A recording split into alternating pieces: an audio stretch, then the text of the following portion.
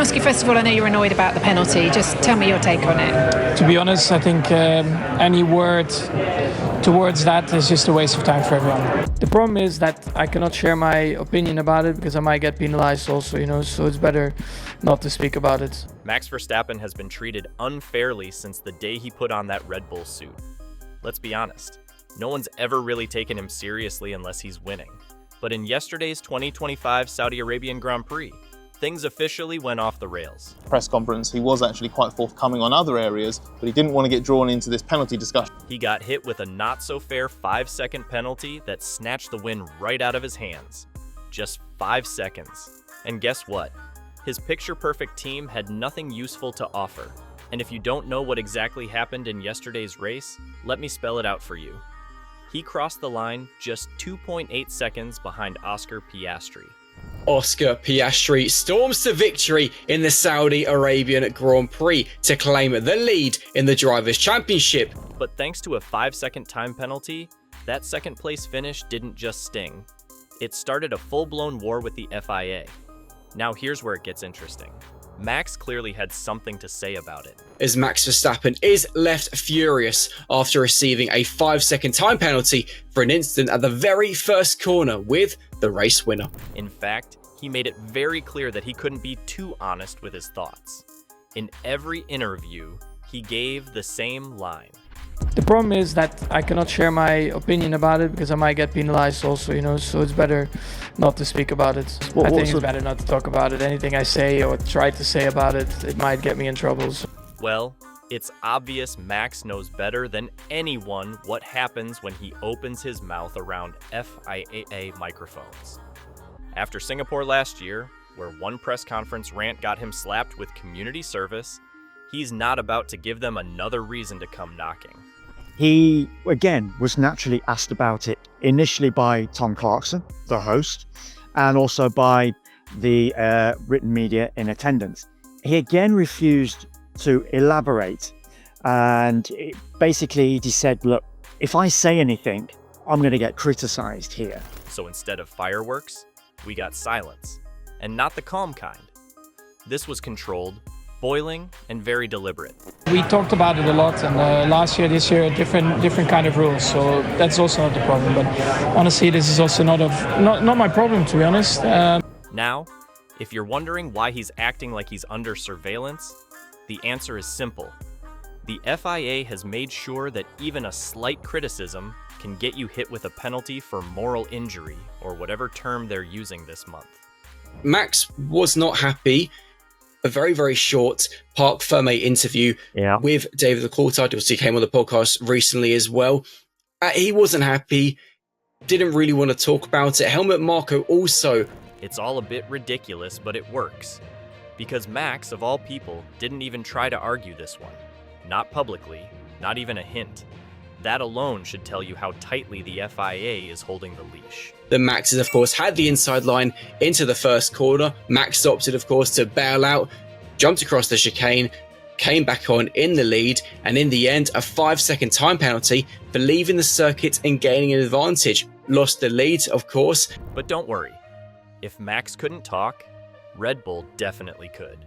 Enter Christian Horner, walking into the media zone with actual printed photos like it's 2005. He claimed this was new evidence that showed Max was actually ahead at the apex, and therefore the penalty was unfair.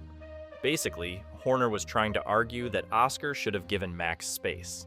And on paper, that sounds like a decent argument. We've ended up P2 in this race today. When you say the rules have changed, though, I have to ask you, when you say the rules have changed from last year, from what happened with Lando to now, what's changed? Just so we can understand as well.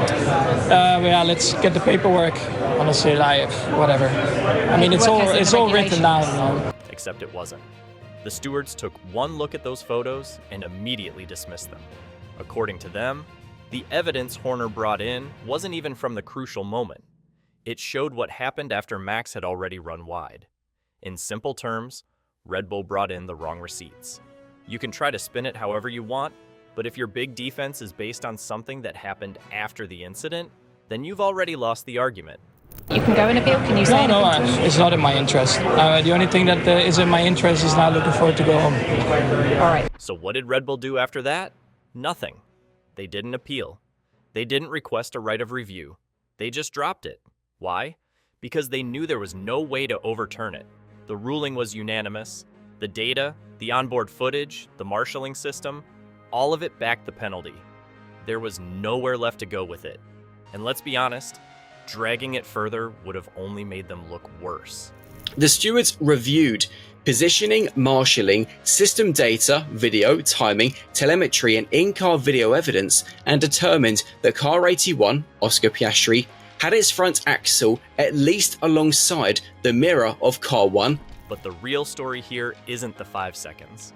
It's what those 5 seconds revealed. Max Verstappen, the guy who usually doesn't hold back, had to shut up and take it. And Red Bull, the team that usually controls the whole narrative, got told no. That doesn't happen very often. In fact, it barely ever happens, which is probably why they looked so uncomfortable trying to explain it all away. Regardless of whatever you might think of this penalty, whether it's right that Max received it or wrong that he received it, at the end of the day, in reviewing all that evidence and bearing in mind as well that driving standards guidelines, which are the 3 words that they've used in that steward's document, which of course emerged out of a number of incidents that have taken place in the past as far as the stewards were concerned. And I'm also not buying this idea that Red Bull actually thought those photos were going to flip the decision. No way. They knew the ruling wasn't going to change. The only reason they brought them out was to cast some doubt and save face. It was damage control, nothing more.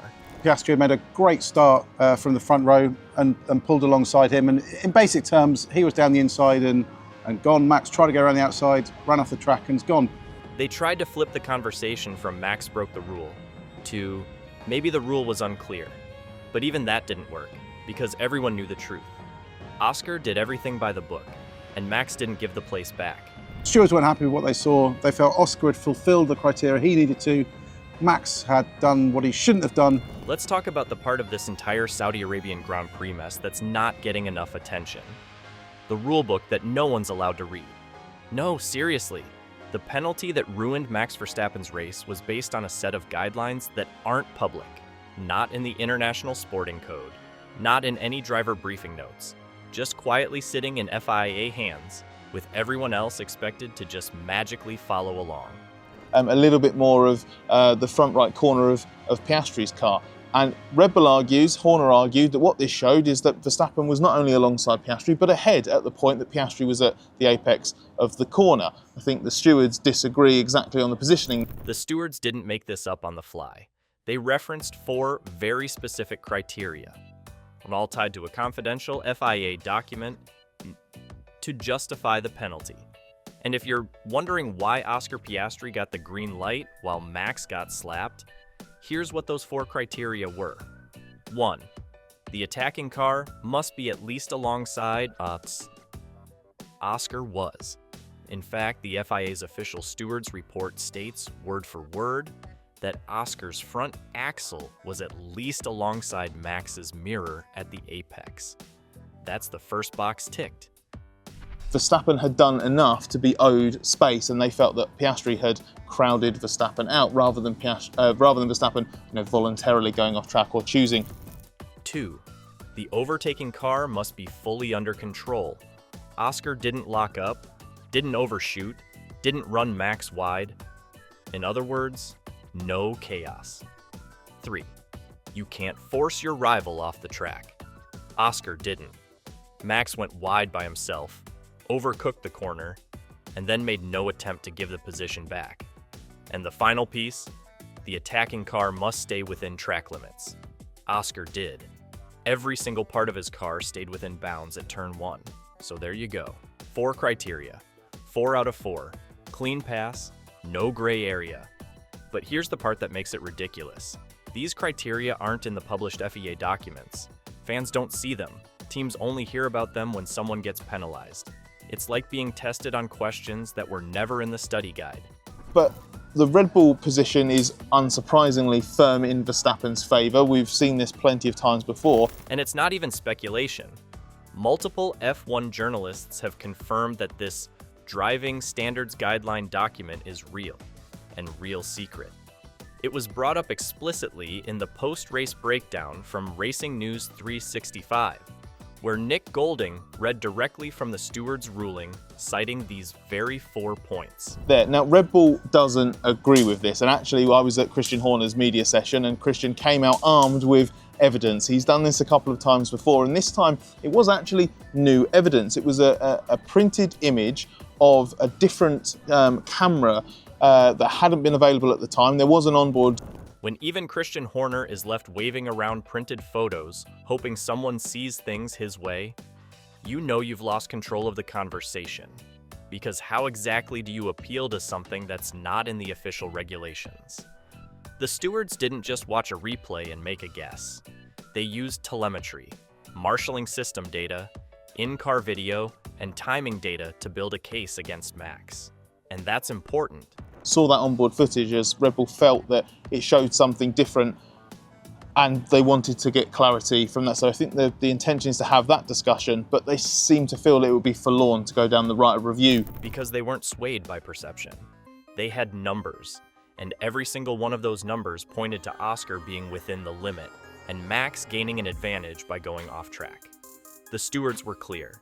Max left the track, rejoined ahead, and did not give the position back, which, by the way, is something they said clearly should have happened on the same lap. Route, because the stewards had been unanimous in the original decision and they didn't feel they'd get anywhere. So should we consider the matter to be dead and buried in terms of any changes to this race or challenging it from Red Bull's point of view? I think in terms of this race, it's finished. I don't think Red Bull have any particular interest in trying to force a case, take it further. Now let's jump to Bahrain, because this is where the hypocrisy hits another level. At the Bahrain GP earlier this season, Lando Norris overtook Lewis Hamilton and went slightly off track while doing it. McLaren didn't sit around and wait for the stewards to react. They didn't argue about timing or photos. They told Lando to give the place back, even though it wasn't entirely clear-cut, even though they thought Lewis may have pushed him wide. Max said, among many other things, or many other ways he chose not to comment on this, "I cannot share my opinion on it because I might get penalised." Now, what do you think? Was the FIA right to punish Max, or did Red Bull get robbed? Let me know in the comments below.